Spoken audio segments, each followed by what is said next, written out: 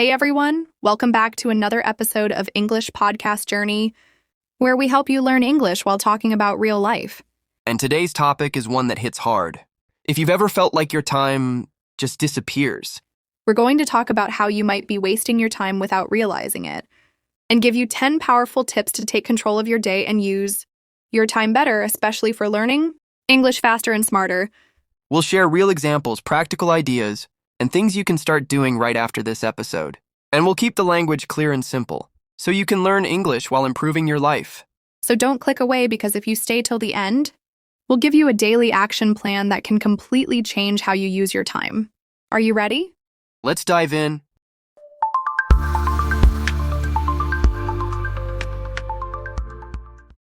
All right, let's get into the first reason people waste time, and it's a big one: not having clear goals. Exactly. When you wake up without a clear idea of what you want to achieve that day, it's so easy to scroll on your phone, watch random videos, or keep switching between tasks without finishing anything. Let's say you want to improve your English. If your goal is just learn English, that's too vague. But if you say, I want to learn 10 new words today and use them in sentences, that's clear. You know what to do and how to measure it. Having clear, simple goals gives your brain something to focus on. Otherwise, your time will just vanish, and at the end of the day, you'll feel like you were busy, but you didn't actually do anything that moved you forward. So here's your first action step. Every morning, write down 1 or 2 small goals. They can be simple, like watch an English video and write 5 new phrases, or speak English for 5 minutes. No matter how small, clear goals give your day purpose. And once you start doing this daily, you'll see how much time you used to waste without even noticing. All right, Jack. Let's start with one of the biggest time wasters that almost everyone struggles with. And that's simply not having clear goals. Absolutely. I think this is something we're all guilty of at some point. You wake up, maybe check your phone, scroll a bit, then suddenly it's already lunchtime. You were busy, but somehow you didn't really do anything. That actually helped you move forward. Right, and especially when it comes to learning English, not having a clear plan makes it really easy to get distracted. If your goal is just, I want to learn English, that's way too general. It sounds nice, but what does that even mean for today? Exactly. If you don't know what to do specifically, your brain will take the easy path. You'll just watch something random, maybe open YouTube or Instagram, or even tell yourself you'll study later, but then you don't. So one of the best things you can do is set small, clear goals. For example, instead of saying, I want to study English, try saying, I will learn 5 new words from this video and use them in sentences, or I will listen to a 5-minute English podcast and repeat each sentence out loud. That's such a game changer, because now you've got a target, and when you hit that target, you feel good, you feel progress, and that motivates you to keep going. I actually started doing this with my journaling. Every morning, I write just one simple English goal for the day. Sometimes it's as easy as writing a paragraph about my routine. Sometimes I challenge myself with a mini speaking practice. But the goal is always clear. And the cool part is, you don't need a lot of time. You don't need to sit for 2 hours with a grammar book.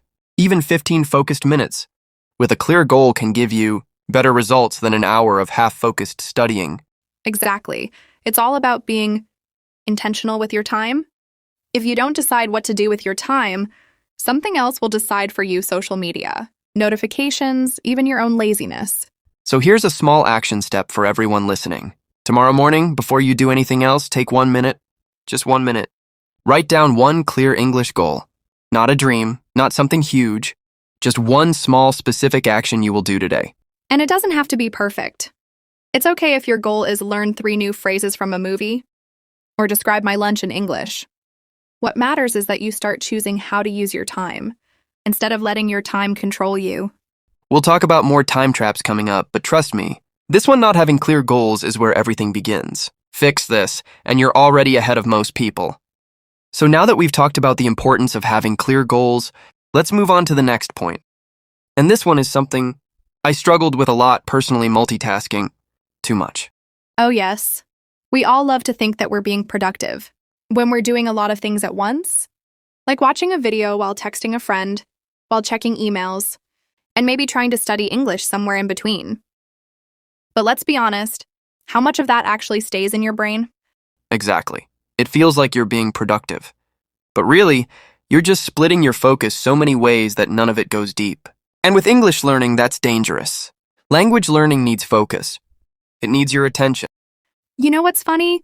Studies show that the brain actually can't focus on two language-based tasks at the same time. So if you're listening to an English podcast, but you're also reading your Instagram feed, your brain is only half hearing that English. You miss the details. You don't fully absorb the pronunciation or the sentence structure. And here's what happens next. You end the day thinking, I spent an hour studying English, but in reality, you maybe got 10 minutes of real, focused learning. The rest was noise. So let's fix that. Here's a small mindset shift. When you sit down to learn English, treat it like you're meeting a friend for coffee. You wouldn't scroll your phone while your friend is talking, right? So give your learning that same respect. Even 10 or 15 minutes of full focus is so much more powerful than an hour of multitasking. I love that. And if you need help focusing, try this. Choose one simple task like listening to a short English story. Put your phone on silent, close your extra apps, and just listen. Afterward, you can even repeat a few lines out loud or write them down. Another tip is to set a timer. Tell yourself, I'm going to focus on this one English activity for just 10 minutes. And during that time, no switching, no notifications. It's just you and the task. And the more you do that, the easier it gets. Your brain actually starts to enjoy focusing. You'll start to feel that flow where you're totally in it. And that's when real learning happens. Exactly. So the second big reason people waste time is this: trying to do too many things at once. It might look busy, but it's not effective. The real power is in doing one thing with full attention. So if you want to stop wasting time and become a better English speaker, stop multitasking. Start monotasking, one thing at a time with full focus. All right, Jack, we've talked about goal setting and multitasking. Now let's jump into the third point. And this one is a big one: spending too much time on social media without even realizing it.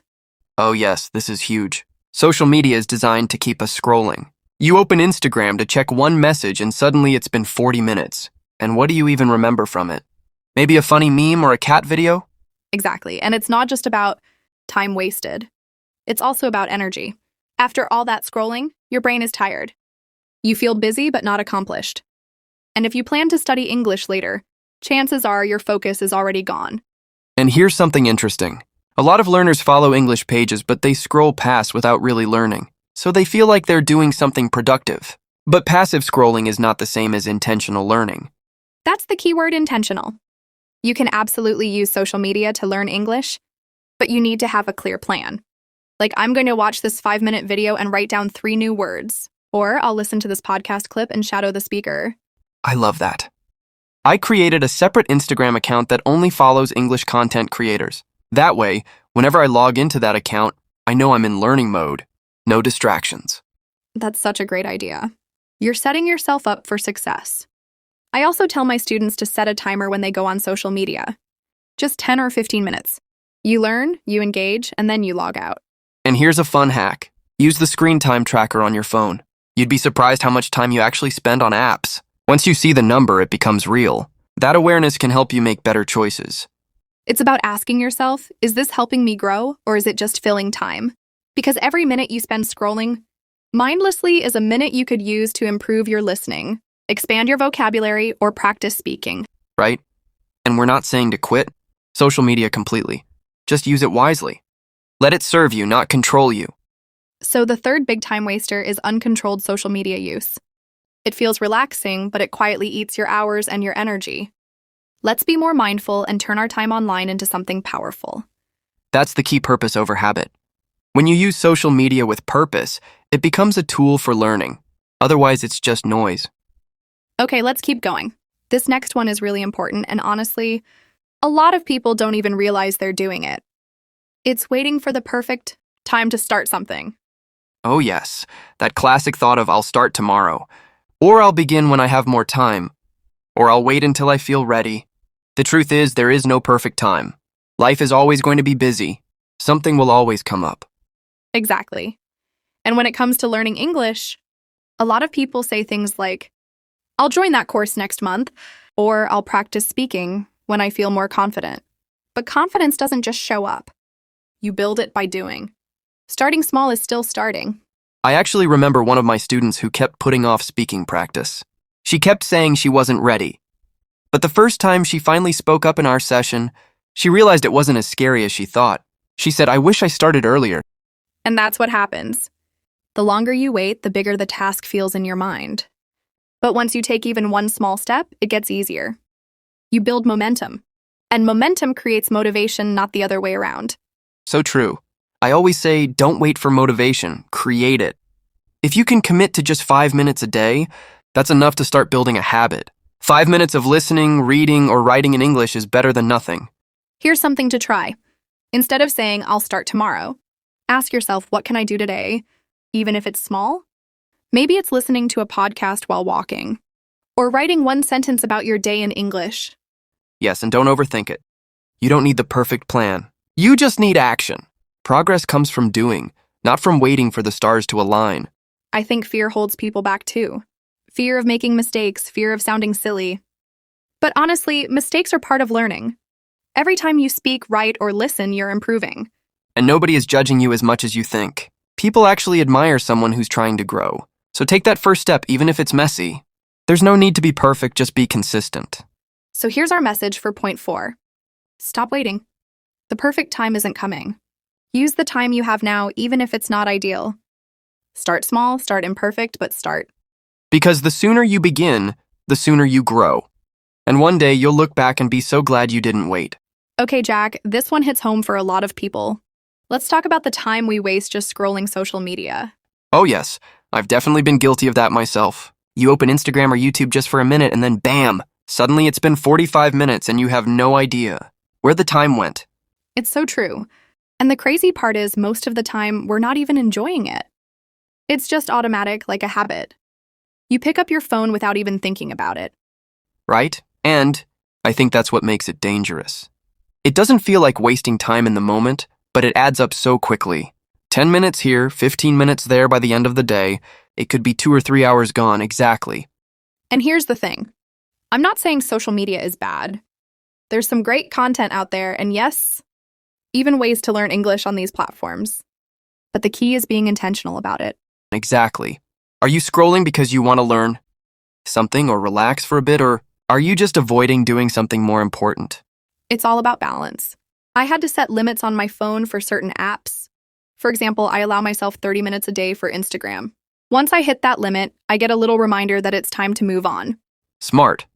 And you can even turn that habit into a learning opportunity. If you're going to be on social media anyway, why not follow some English learning pages? Watch short videos with subtitles. Listen to pronunciation clips. Make it useful. Yes, for example, I follow a few creators who post English expressions or short conversations. Even if I'm just watching for 5 minutes, I'm picking up vocabulary and listening to natural English.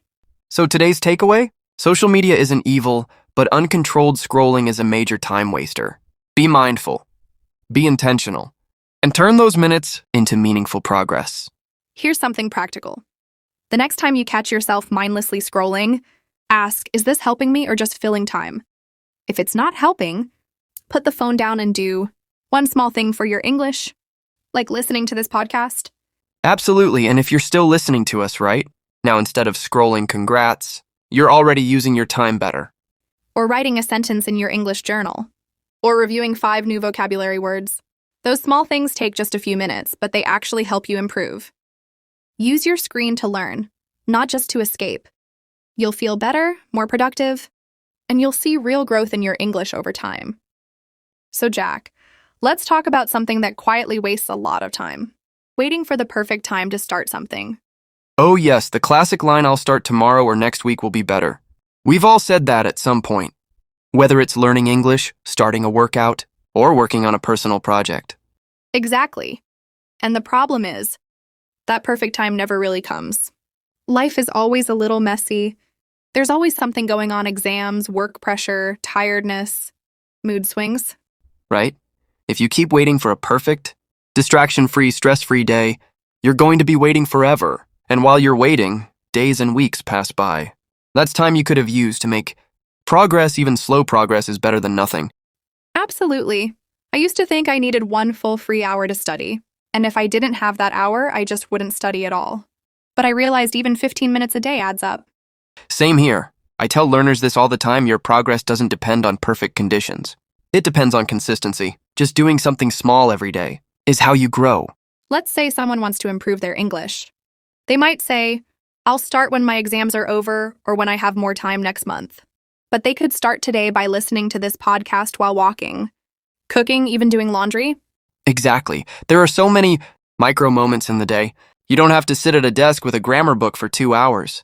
You can build your English into your life, and it doesn't need to be perfect. And here's another thing. The longer you wait, the harder it feels to begin. You start building this idea in your head that it's going to take so much time or effort, and that fear keeps you frozen. That's so true. The trick is to just start, even if it's not ideal. Just say, I'll listen to 5 minutes, or I'll write 3 simple sentences. Once you get started, it becomes easier to keep going. We like to say, don't wait for the perfect moment. Take the moment and make it perfect. You don't need permission. You don't need the stars to align. You just need to take the first step now. So if you've been waiting to improve your English, to get serious, to finally practice more, here's your sign. Start today. Even if it's messy, even if it's just this podcast, you're doing it. Right now, you're already taking action. You're not waiting, and that puts you ahead of so many others. So keep it going. No more waiting. No more someday. Start small. Start today. And keep listening, we've got more helpful tips coming up next. Okay, Emma, let's move to another time waster that looks productive. But really, it's just pretending to be productive. Oh, I think I know where you're going with this one, getting stuck in the planning phase. Exactly. Planning is important, sure. But some people spend weeks planning without actually starting. They read blogs, make perfect timetables, color code their notebooks, but never take the first action. Yes. It's like buying a beautiful planner and writing down study English every day, but then never actually studying. You feel good for planning, but nothing changes. Right? And people often get stuck in this loop because planning gives a false sense of progress. You feel like you're doing something, but without action, it's just an illusion. I've done this too, honestly. I used to spend hours researching the best method to improve vocabulary or looking for the perfect English app. But eventually I realized I could have just opened a podcast or read a few pages during that time. Exactly. Progress doesn't come from preparing forever. It comes from doing. Even if your plan isn't perfect, it's better to start and adjust as you go. And sometimes we plan a lot because we're scared. We're afraid to fail or afraid it won't work. So we delay the action with more research, more organizing. That's a great point. Fear can hide behind planning, but real confidence grows when you try things, even if they're messy or imperfect. Taking action teaches you more than 1,000 plans. Let's say someone wants to start speaking English. They make a 30-day plan, write goals, choose books, but they never record themselves or join a conversation group. It's like planning to swim, but never getting in the water.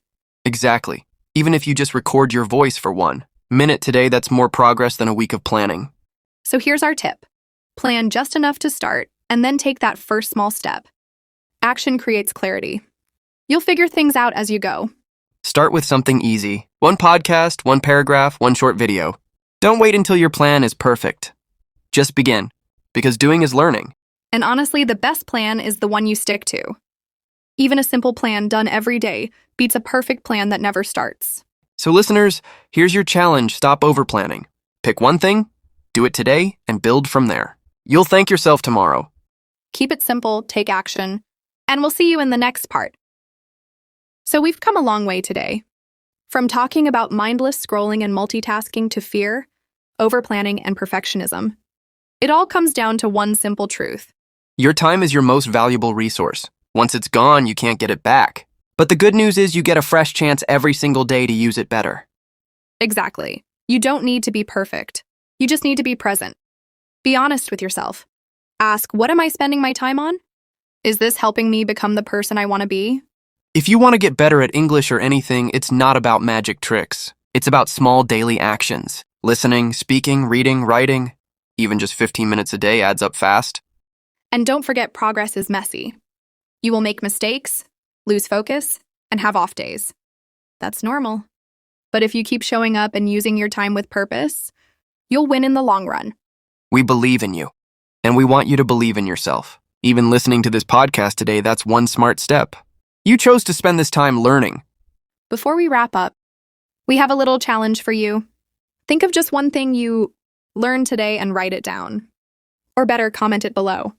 We love reading your takeaways. Well, yes, and if you found this episode helpful, don't forget to like, comment, and subscribe to our Channel English podcast journey. Your support really helps us grow and reach more learners like you. And if you know someone who's struggling with time management or learning English, share this episode with them. It might be exactly what they need to hear. All right, that's it for today. Thank you for being here with us. Remember, don't wait for the perfect moment. Use the time you have. We'll be back soon with another powerful episode. Until then, stay focused, stay kind to yourself, and keep moving forward. Bye for now.